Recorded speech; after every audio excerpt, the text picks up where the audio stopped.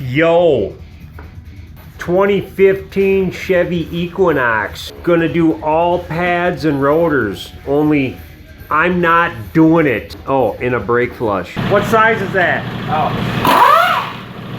I don't know, 22. He's gonna suck the brake fluid out of this reservoir with a brake fluid sucker.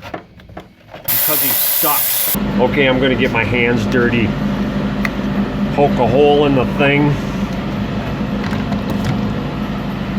And just stick it in there, and that'll leave it full so you can flush the brakes and not run out of fluid. It won't leak out either. Now my tool is gonna use a 10mm wrench to break a bleeder. And he's gonna stick a tube in there to drain it in a stupid pan. Now the tool's gonna try to pull that caliper piston in while the bleeder's open. That way fluid won't get pushed up through the reservoir. See, the piston's all pushed in real nice now. Shut it down. And then you just gotta close that bleeder for now and do the same to all four corners. And now the tool's doing the same thing to the rear 10mm bleeder. It's perfect timing to start drinking the rest of my sake because it's 1 o'clock. Yes. Yeah, it should pull in. Yeah. Unless you don't know what you're doing. Well, it could be. We'll stick it on this side first. Yeah, like this. Oh, gee, what was that? That was a mechanic's way of doing something. Yeah, you go this way first, and then That's a good trick. Then pull a piston in. Thank you. Yeah. All right. So it's pulled in. Yeah, just do the same to the other side. The slides feel really nice too. It's a 2015. It shouldn't be that bad. Probably won't need to do any slide repairs to these. Oh, I'm getting my hands dirty again. Oh. Now that both of these calipers are pulled in the rear, just gonna open up the bleeders on both sides and let them drip until that fluid's nice and clear and clean. And do brake job on the front while it's bleeding. 14mm on the caliper bolt, and that's a 17mm if you need to hold it. You usually gotta use a really skinny wrench for those. It's fun watching somebody do this. I always feel like getting my hands in there and start working. It's kind of weird. You generally don't want to let that brake hose hang. 18mm caliper support bracket. The motor's got a T30 Torx on it. He thinks he's going to be able to just pull that off. Yeah.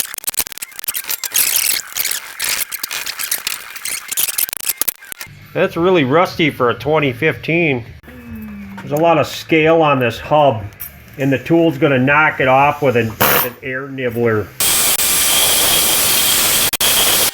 Yeah, I don't see any heavy flake left on it, so it should be fine. There's always oil or cosmoline on these rotors, so the tool's got to clean it off. I got brake cleaner, I got glass cleaner. I like using aerosol glass cleaner. It seems to work really good.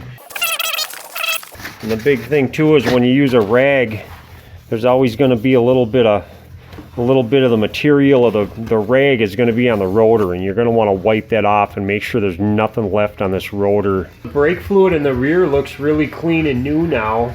I think it's all fresh brake fluid now, so he can just close them bleeders off in the rear. After he gets the front brakes done, then he can bleed out the front while he's doing the rear.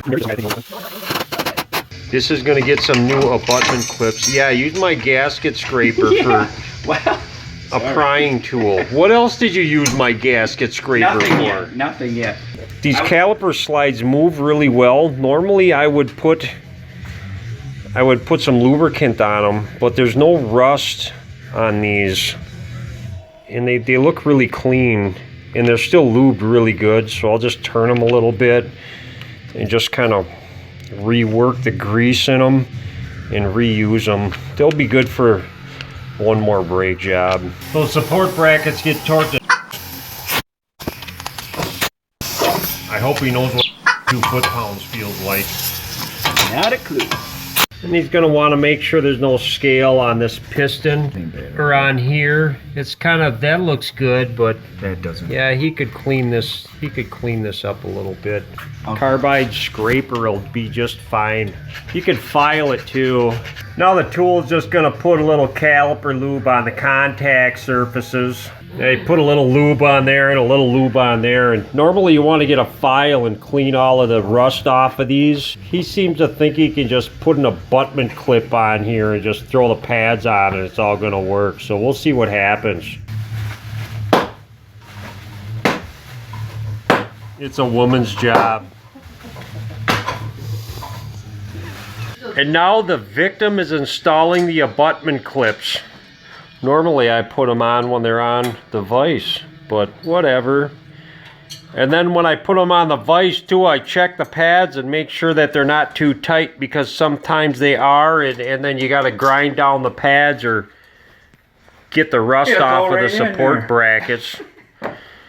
So we're gonna watch him put the pads on and see if they work the way they're supposed to.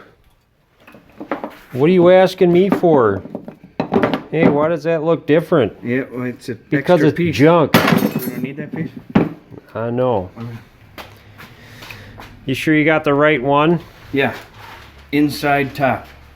Okay, if you think so. That's what you say. Roll this way, inside top. Correct.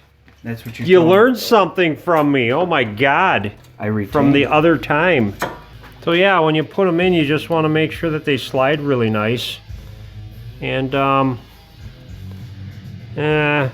Slides real good. yeah, it's good enough for government work. And these little bolts get torqued to 20 foot-pounds. Maybe a little more on this one. Yeah, this guy thinks he knows what he's doing. It's almost scary. There we go. 25. And then you just want to make sure that the caliper slides move. The caliper moves real nice. You want to just make sure the pads move. I already checked that. They're fine. And do the same to the other side. These caliper bolts on the rears are 13 millimeters too. I have no idea what this guy's trying to accomplish here.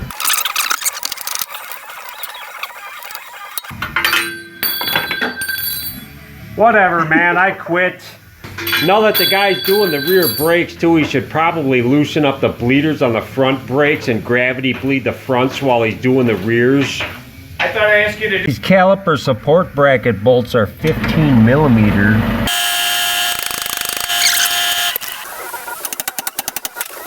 Oh, good job.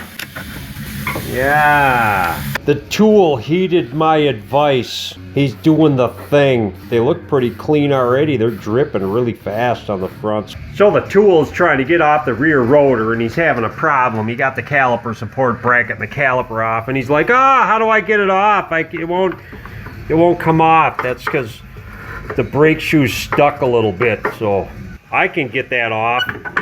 There's an adjuster here, and if you take this plug off, it's in like the 12 o'clock position, and I can grab the thing, and I think I gotta go up and turn down on it. I can feel it in there and move it. I just keep adjusting it down until I can get this rotor off. Now we can get it off. Yeah, there's the adjuster right there on the top, and I might want to adjust it up just a little bit for the new stuff. I don't know, I'll leave it there, it's fine. Most drum brakes, you want just a light amount of drag on your pads. Nobody ever uses the damn things anyways. Have you ever used your emergency brake? Never. The hub's nice and clean, so he don't need to do anything with that. Well, this is fine. Everything's great. That plug goes back in there. The tool's pretty much doing the same thing to the rear as the front, only these bolts right here, the support bracket bolts, they get torqued to 92 foot-pounds, and these get torqued to 20. Do the same to the other side. Torque to 140 foot-pounds. Just need to get the brake fluid bottle out now.